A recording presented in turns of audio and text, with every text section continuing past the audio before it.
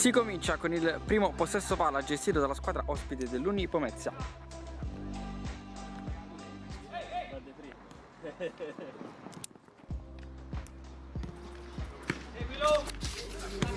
Unipomezia quindi in possesso palla, che prova a gestire il pallone per costruire la prima conclusione in porta, che viene deviata, termina in calcio d'angolo. Primo squillo dell'Unipomezia qui sul Guadagnini, spalla alla porta, lascia il pallone per la conclusione da parte di Griguolo, trova l'opposizione da parte del numero 1 Ambrogi.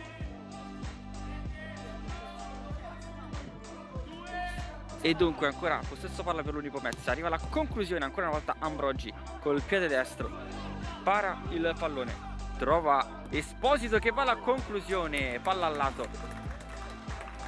L'Unipomezia ad avere il possesso palla, ma riparte l'Ardia con Galasso che va al tiro col destro. Ancora la conclusione da parte di Cervellera, palla al lato, nessun problema per Ambrogi.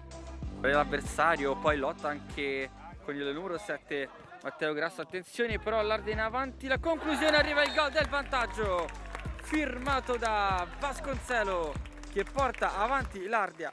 Dopo 10 minuti di gioco cambia il parziale 1-0 in favore dell'Ardia.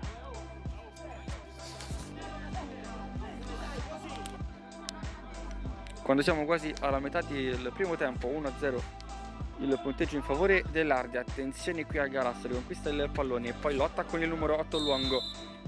Poi la conclusione di Valente, densità, ripartire in contropiede con Ramacca, c'è Valente in mezzo, Ramacca la mette per Valente, il colpo di tacco, la palla in rete. Il gol del 2-0 firmato da Valente, che va in porta. Il suo mancino però termina al lato, alla sinistra della porta di Ambrogi. Nori, poi riparte l'Unipomezia, attenzione al contropiede, la palla allargata sulla destra per Di Pietra che la mette in mezzo e poi in qualche modo Ambrogi riesce a bloccarla con Gobbi che si è immolato su Guadagnini, evitando la deviazione vincente in porta. Antinori, riparte ancora il numero 22, la mette in mezzo, Di Sabatino allontana, ancora Antinori, ancora Di Sabatino. Ancora quindi Unipomezia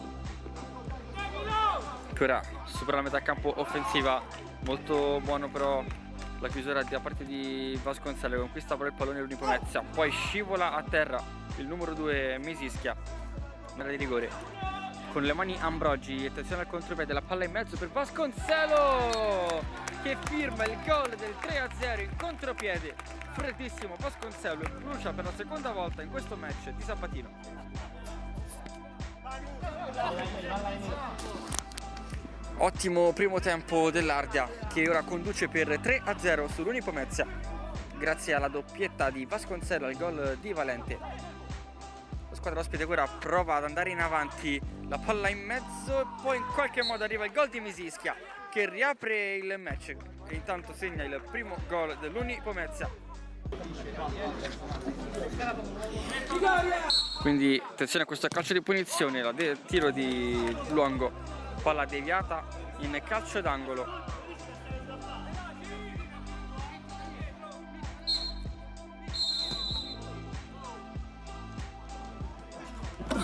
Termina qui il primo tempo sul punteggio di 3-1 in favore dell'Ardia. Si riparte con l'Ardia in possesso palla dopo aver concluso il primo tempo in vantaggio per 3-1 sull'Unipomezia. Proprio la squadra ospite ora in possesso palla, numero 6 Griguolo muove in avanti, poi riceve ancora lui, allarga verso Luongo che riceve il pallone, poi c'è Guadagnini a fianco a lui, Luongo poi allarga verso lo stesso Griguolo, ancora ci prova l'Unipomezia. Palla poi messa in mezzo, Guadagnini spara alla porta, lascia per la conclusione da parte di Luongo, il suo destro termina ampiamente al lato. Il calcio da Di Pietra, tutto regolare tra le proteste di Gobbi. Riparte quindi Unipomezia con Guadagnini sull'otto di sinistra, allarga il gioco dall'altra parte per il numero 6 Matteo Grasso che va anche al tiro, para Ambrogi. Chiusura da parte della difesa ospite, attenzione però Vasconcello che para solo contro Sabatino, il destro di Vasconcello termina al lato. Grandissima occasione questa per il numero 24 dell'Ardia che avrebbe potuto firmare la personale tripletta. Serve Guadagnini, va a terra Gobbi, la palla in mezzo, anticipato Griguolo e poi la conclusione sotto rete, arriva il gol da parte di Guadagnini, il numero 9 dell'Unipomezia che che accorcia ancora le distanze. Ora il risultato dice Ardea 3, Unipomezia 2. Vasconcello arriva ad anticipare l'avversario, poi finta il tiro, serve Valente e arriva alla conclusione, palla fuori, c'è deviazione, sarà calcio d'angolo.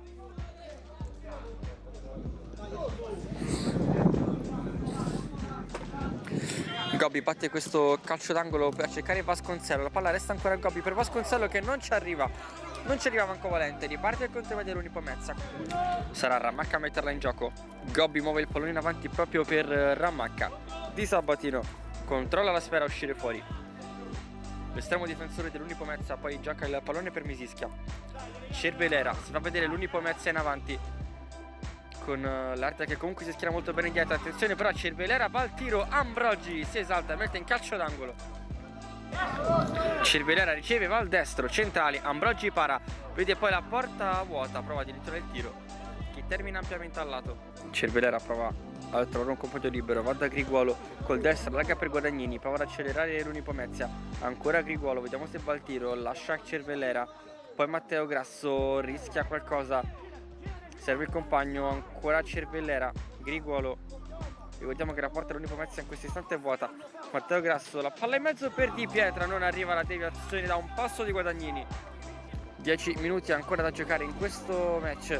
Guadagnini prova a girarsi, la porta è vuota, arriva alla conclusione con il numero 10 di Esposito e la palla in rete per il gol del 4-2 dell'Ardea, che mette una parola importantissima su questo match. A girare il pallone l'Unipomezia, sempre con portiere di movimento, palla in mezzo, la palla viene allontanata in qualche modo, la riconquista Di Pietra per i suoi. Poi Cervelera, vediamo se va al tiro, Ambrogi ci mette una mano, poi protesta per un tocco col braccio. Attenzione, qui conquista il pallone l'Unipomezia con Guadagnini che riceve il pallone nel cuore dell'area di rigore e scarica il destro in porta per il 4-3. Si continua a giocare con Matteo Grasso che va a terra su Vasconcello, la porta è vuota, Vasconcello va via, ancora Vasconcello firma il gol del 5-3, la tripletta di Vasconcello.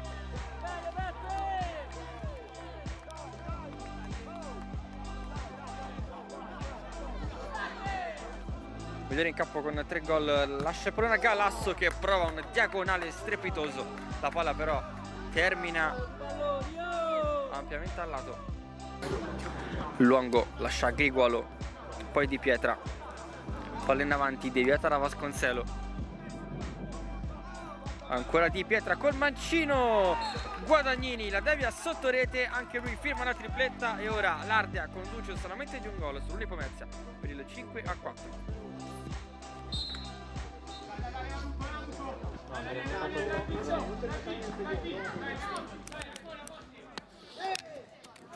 Attenzione, Di Pietra la mette in mezzo, la palla resta lì in qualche modo e poi il pareggio dell'Unipomezia, il 5-5 firmato dalla squadra ospite. Una palla che resta lì davanti alla linea e poi viene messa in rete per il gol del 5-5. Lontana difesa, attenzione addirittura al contro dell'Unipomezia. E conquista il pallone Gobbi, attenzione all'Ardea, Gobbi va via, Gobbi ancora va via, va giù, non c'è nulla. Sarà semplicemente calcio d'angolo in favore dell'Ardea.